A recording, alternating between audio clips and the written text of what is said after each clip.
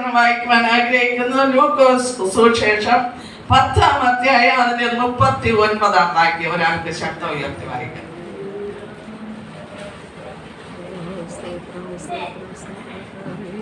അവർക്ക് മറിയ എന്ന ഒരു സഹോദരി ഉണ്ടായിരുന്നു.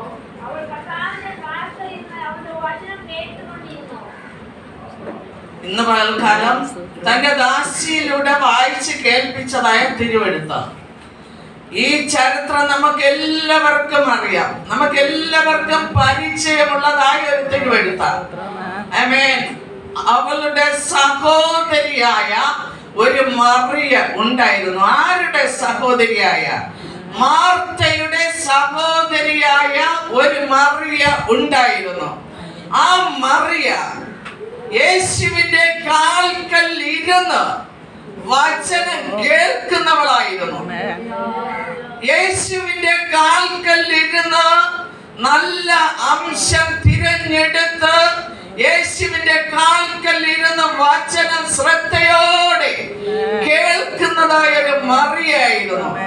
ഇന്ന് പകൽക്കാലം ദൈവ സന്നിധിയില് ആമേൻ ഇതിന്റെ ലീഡേഴ്സ് ആയിരിക്കുന്ന ഓരോ അഭിഷക്തന്മാരോട് ദൈവത്തിന്റെ ആത്മാവ് പറയുന്നു, മാർത്തയെ പോലെ അല്ലേ അല്ല, യേശു കർത്താവ് നിങ്ങളെ ഈ സ്ഥാനത്ത് തിരഞ്ഞെടുത്ത് വെച്ചിരിക്കുന്നത്. മാർത്തയെ പോലെ പലതിനെ ചൊല്ലി വിചാരപ്പെട്ട് ഹൃദയം കലങ്ങി മറിയുന്ന അനുഭവത്തിന് ഓരോ പ്രതിസന്ധികള് നമ്മുടെ ജീവിതത്തിന് നേരെ കടന്നു വരുമ്പോൾ, ഓരോ കൊടുങ്കാറ്റുകള് നമ്മുടെ ജീവിതത്തിന് നേരെ കയറി വരുമ്പോൾ, നമ്മൾ മനസ്സിൽ ചിന്തിക്കാത്ത വർത്തമാനങ്ങള്, നമ്മൾ മനസ്സിൽ കാണാത്തതായ ചില കാഴ്ചകള്, ഓരോ വ്യക്തി ജീവിതങ്ങളെ നമ്മൾ അധികമായി സ്നേഹിക്കുമ്പോൾ അവർ സത്യ വെളിച്ചത്തിൽ വരണമെന്ന് പറഞ്ഞ് അവരോട് ഉപദേശിക്കുമ്പോൾ അവരിലൂടെ കിട്ടുന്നതായ ചില വാക്കുകളിലൂടെ, വേദനകളിലൂടെ കിട്ടുന്നതായ ചില നിരാശയുടെ അനുഭവങ്ങൾ കേൾക്കുമ്പോൾ മാർത്തയെ പോലെ പലതിനെ ചൊല്ലി വിചാരപ്പെട്ട് ഹൃദയം കലങ്ങി എന്തിനാ എന്നെ ഈ സ്ഥാനത്ത് വിളിച്ചതെന്ന് ആമേൻ മറുത്ത് ചോദിക്കുന്ന ചോദ്യമായി ഇരിക്കുന്ന മാർത്തമാരെ നോക്കിയിട്ട് പരിശുദ്ധാത്മാവ് ദൈവം പറയുന്നു, മാർത്തയെ പോലെ അല്ലേ അല്ല നിങ്ങളെ വിളിച്ചത്. വിളിച്ച ദൈവം വിശ്വസ്തൻ തന്നെയാണ്. അവൻ വഴിയിൽ വിട്ടേച്ച് പോകുന്ന ദൈവം അല്ലേ അല്ല. നമ്മുടെ ജീവിതത്തിൽ വിശ്വസ്തത ഉണ്ടോ? വിളിച്ച ദൈവം വിശ്വസ്തൻ തന്നെയാണ്. നമ്മുടെ ജീവിതത്തിൽ വിളിച്ചത് ആരെ എന്ന് തിരിച്ചറിയണം. നമ്മെ വിളിച്ചത് ആരാ? ആകാശത്തെയും ഭൂമിയെയും സൃഷ്ടിച്ച സർവശക്തിയുള്ള സർവശക്തനായ ദൈവമാണ് വിളിച്ചത്.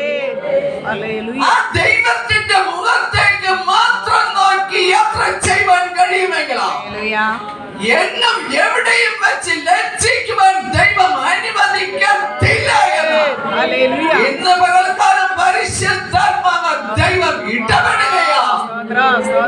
ആരോ പ്രശ്നങ്ങളെ അറിവരുമ്പോൾ എന്തിനാ എന്നെ വിളിച്ചത്, എന്നെ ഈ ദൗത്യം ഏൽപ്പിച്ചത് എന്തിന്, എന്നെക്കാളും മറ്റാരെങ്കിലും തിരഞ്ഞെടുത്തുകൂടെയോ എന്ന് പറഞ്ഞ മാർത്തയെ പോലെ അവൻ പിറുപിറുക്കുന്ന വ്യക്തി ജീവിതമേ പരിശുദ്ധാത്മാവ് പറയുന്നു, ഇന്ന് പകലിൽ അത് വിട്ടേരെ, ആ വർത്തമാനം വിട്ടേരെ, ആ നിരാശയുടെ വാക്ക് വിട്ടേരെ.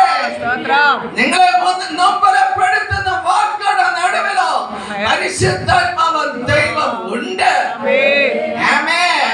ഘട്ടങ്ങളിൽ ഏറ്റവും അടുത്ത തുണയായ എന്റെ യേശു നിങ്ങളോടും എന്നോടും കൂടെയുള്ളപ്പോൾ പ്രശ്നങ്ങൾ വരുമ്പോൾ നമ്മൾ എന്തിനാ മാർത്തയെ പോലെ പിറുപിറുക്കുന്നു? ഇന്ന് ലോകത്തിൽ നോക്കാമെങ്കിൽ അനേക മാറിയമാർ ഇന്ന് മാർത്തമായി ആയിക്കൊണ്ടിരിക്കുകയാണ്. ആമേൻ. മറിയമാരായി തിരഞ്ഞെടുത്തത്, പക്ഷേ ഇപ്പോൾ ആയിക്കൊണ്ടിരിക്കുന്നത് മാർത്തമാരാണ്. ഇന്ന് പകൽക്കാലം മടങ്ങി വരേണ്ടത് മടങ്ങി വരട്ടെ. ദൈവ വചനത്തിൽ അകത്തേക്കൊന്ന് സമർപ്പിക്കാം. ദൈവം ഇന്ന് പകൽക്കാലം ചില മറിയമാരുടെ മേൽ ചിലത് നൽകുവാൻ പോകുകയാണ്. ആമേൻ. ജീസസ് അണഞ്ഞു പോയ ഒരു വിളക്കിനെ ദൈവത്തിന്റെ ആത്മാവ് അത് കത്തിക്കുവാൻ പോകുന്നു. ചതഞ്ഞ ഓട ഒടിച്ചു കളയാത്തവൻ, പുകയുന്ന തിരിയെ കെടുത്തി കളയാത്തവൻ, ഏത് വാക്കിന്റെ മുൻപിലാ, ഏത് പ്രശ്നത്തിന്റെ മുൻപിലാ ചതഞ്ഞും പൊതഞ്ഞും ഇരിക്കുന്നത്, ഇന്ന് പകൽക്കാലം ചതഞ്ഞ ഓടെ ഒടിച്ചു കളയാത്തവൻ, പുകയുന്ന തിരിയെ കെടുത്തി കളയാത്തവൻ, എത്ര തന്നെ കാറ്റടിപ്പിച്ച് പ്രതിസന്ധിയാകുന്ന കാറ്റ്, പ്രശ്നമാകുന്ന കാറ്റ്, നിന്ദയാകുന്ന കാറ്റ്, ഒറ്റപ്പെടേണ്ട കാറ്റ്, ശാരീരിക ക്ലേശങ്ങൾ കണ്ടിട്ട് പാടുന്ന കാറ്റ്, എത്ര തന്നെ കാറ്റടിച്ച് നിന്റെ ദീപത്തെ, നിന്റെ വിളക്കിനെ ഊതി കെടുക്കുവാൻ ശ്രമിച്ചാലും ഇന്ന് പകലിലോ അസാധ്യമായിട്ട് നീ പറ. അന്ധകാര ശക്തിയെ, എന്റെ മേൽ ദൈവം കത്തിച്ച ദീപത്തെ നിനക്ക് ഊതി അടയ്ക്കുവാൻ കഴിയത്തില്ല. ലോകത്തിന്റെ വെളിച്ചമാകുന്ന ക്രിസ്തു എന്നെ തിരഞ്ഞെടുത്തിട്ടുണ്ട് എങ്കിലോ എന്നിലൂടെ ചിലർ വെളിച്ചം കാണും. ചില ഇരുട്ടിൽ കിടക്കുന്ന, ചില ശാപത്തിന്റെ കീഴിൽ കിടക്കുന്ന, ചില പൈശാചികനാൽ പിടിക്കപ്പെട്ട് കിടക്കുന്ന ചിലതിന്റെ അടുക്കൽ എന്റെ